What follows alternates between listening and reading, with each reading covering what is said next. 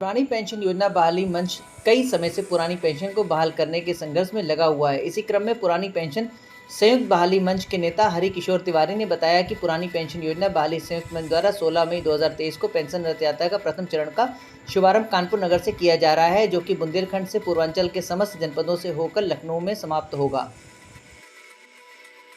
आप पुरानी पेंशन बहाली को लेकर काफ़ी संघर्ष कर रहे हैं, कई बार धरना प्रदर्शन भी कर चुके हैं। इसी क्रम में आप पुरानी पेंशन बहाली को लेकर एक रथ का आयोजन किया जा रहा है, जो कानपुर से कल शुरुआत होगी, जिसकी और वो कई विभिन्न राज्यों में जाएगी। सर, क्या है पूरा विस्तृत इसके बारे में जानकारी दीजिए।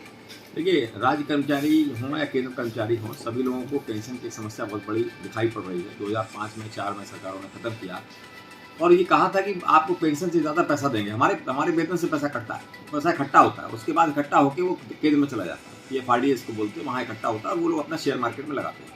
हम लोगों को जानकारी नहीं मिली, लेकिन जब लोग रिटायर होने लगे, आज 17 साल हो गए, तब हम लोगों ने देखा तो पता लगा उस पैसे को उन्होंने ऐसी जगहों पर लगा दिया जहाँ पर कि सब नुकसान हो गया। और उसके बाद भी सरकार के जो लोग नुमाइंदे वहाँ बैठे हुए थे, उन्होंने रेवड़ी मार ली और हमारा पैसा नुकसान कर दिया और जीरो पे आ गया। हम लोगों के जो लोग रिटायर होने आज की तारीख में, उनको उनकी पैसे का कमा, जो उनका कटा हुआ पैसा है, वो भी नहीं मिल रहा है।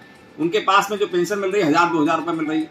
तो जबकि ये अंग्रेजों के ज़माने से सब निश्चित था कि भाई जब आदमी रिटायर हुआ, क्योंकि 60 साल तक उसने कोई काम नहीं किया। ये भ्रष्टाचार की मैं बात नहीं कर रहा, भ्रष्टाचार करते होंगे जो लोग करते होंगे, सरकार का काम है इसको रोके। और अगर भ्रष्टाचार होता है तो ऊपर से नीचे तक होता है। अगर ऊपर भ्रष्टाचार हो रहा है तभी नीचे हो सकता है, वरना भ्रष्टाचार हो नहीं सकता। एक सिस्टम है पूरा, हम उसका विरोध करते हैं। लेकिन अगर रिटायर हो गया, उसके बाद जो निश्चित होना चाहिए भविष्य के लिए, वो नहीं मिल रहा है। वो आपका 2000 रुपये मिल रहा है, उससे उसका खर्चा नहीं चल सकता। हम लोगों ने जब आंकड़े को दिखाया, आपने देखा कि उत्तर प्रदेश में तमाम कमेटियां बनी, उसमें मैं भी था कमेटी में, 5 IAS बैठे, बड़े आंदोलन हुए, लाखों की संख्या में लोग आए यहाँ पर, और हम लोगों ने हड़तालें भी की, तमाम सारी, पूरा प्रदेश बंद कर दिया। उसके बाद में फिर समझौता हुआ। समझौता होने के बाद क्या हुआ कि कमेटियां बैठ गई और कोई काम नहीं हुआ। उसका आज भी वही स्थितियाँ हैं। तो अब 17 साल तक हम क्यों विश्वास करेंगे आपका? हम लोगों ने पिछले चुनाव में, आपने देखा विधानसभा चुनाव में, हम लोगों ने इसको पॉलिटिकल मुद्दा बनाया। जिन सरकारों से सबसे पार्टी और से कहा, हमने कहा जो मुद्दा लेगा हम उसके साथ जाएंगे। एक पार्टी तैयार हुई, हम उसके साथ गए। आपने देखा कि अच्छा खासा समर्थन को मिला और अब वोट पड़ा।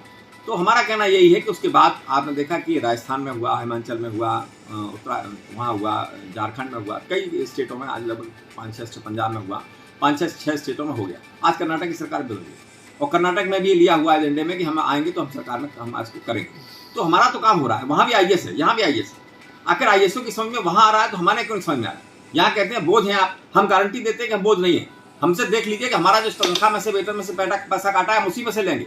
हम आपसे कोई पैसा नहीं मांग रहे, लेकिन कोई सुनने को तैयार नहीं, क्योंकि रेवड़ी मारना चाहते हैं अपने हमारे पैसे को लेकर, अरबों रुपए खरबों रुपए लेकर रेवड़ी मारना चाहते हैं। हम रेवड़ी नहीं मारते थे। हम 17 साल में अगर सरकार इसको ठीक नहीं कर पाई, इस व्यवस्था को ठीक नहीं कर पाई, तो उस व्यवस्था में आप नहीं जाएंगे। हमको कम पैसा मिले लेकिन सिक्योर्ड मिले, हम शेयर मार्केट में नहीं जाएंगे। पुरानी पेंशन व्यवस्था की तरह हमारा लास्ट पे डाउन का 50% मिलना चाहिए, इसकी हमारी मांग है। इस पर हम लोग लड़ रहे हैं। इस बार बहुत अच्छी बात है कि हमारे साथ केंद्र की टीमें भी हैं, रेलवे भी हमारे साथ है, इनकम टैक्स भी हमारे साथ है। सभी लोगों ने मिलकर दिल्ली में इसका आह्वान किया और कल यहाँ के राष्ट्रीय महासचिव जो रेलवे के हैं, वो और इनके तमाम सारे नेता, इनकम टैक्स के नेता, सभी लोग कानपुर इकट्ठे हो रहे हैं। हम लोग वहाँ जाकर एक पेंशन रथ बनाया गया है, जिसको पूरे प्रदेश में हम लोग जाकर अपनी बात करेंगे और बात करने के बाद 24 के इलेक्शन से पहले हम लोग कोई ना कोई राजनीतिक निर्णय। 21 मई और 21 जून को मशाल जुलूस भी निकालने के, जो राजधानी में निकलेगा, उसके बारे में क्या? हाँ बिल्कुल, हम लोगों ने अभी कई कार्यक्रम किए भी हैं और आपने देखा कि जो 21 तारीख का कार्यक्रम था उसको सरकार ने बैन किया, सेंट्रल गवर्नमेंट ने बैन किया। पहली बार ऐसा हुआ देश में जबकि सेंट्रल गवर्नमेंट ने कहा कि इनकी रैलियों में कोई जाएगा नहीं। जबकि छोटे छोटे कार्यक्रम होते हैं, ध्यानाकर्षण के कार्यक्रम होते हैं। हमारे फिर से कार्यक्रम पूरे प्रदेश में होंगे, जिसमें हम लोग ताकत से अपनी संख्या दिखाते हुए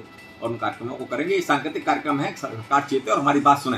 ये कोई हड़ताल, हम सरकार का नुकसान नहीं करना चाहते, लेकिन हम ये आंदोलन जो प्रदत्त प्रक्रिया है हमारी, जो प्रजातंत्र में कर सकते हैं, जो सारे सरकार पार्टियां भी करती हैं, वही हम कर रहे हैं कि भाई इससे सरकार को जगाने का काम करते हैं कि हमारी बात सुनी जाए, बैठी जाए और हमारा अगर नुकसान हो रहा है तो उसकी पूर्ति की।